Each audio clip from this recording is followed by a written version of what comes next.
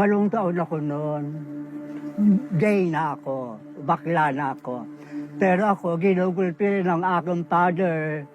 Nagagalit ang mother ko pag pinapalo ako. Isinaloy ako sa loob ng sako. Doon sa aming harapan ay mayroong balon. Inihulog ako sa loob ng balon para akong timba. Hila, baba, hila, baba. At doon, katapat ng aming bayan, ay mayroong puno ng mabulo. Ang puno ng mabulo ay mabango pag maraming bunga at mga hinog na. Itinali ako. Hubad-hubad ako. Wala akong damit, wala akong siya. Iginapot ako.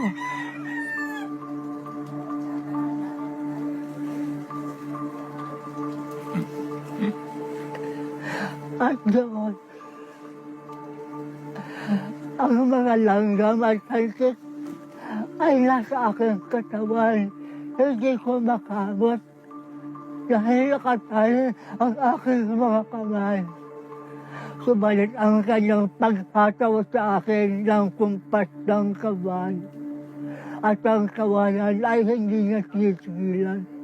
Babakla-bakla ka kasi. Sabi gano'n sa akin. Sabi ko sa'yo, huwag ka makipaglaro sa mga babae niya. Matikas ang ulo mo.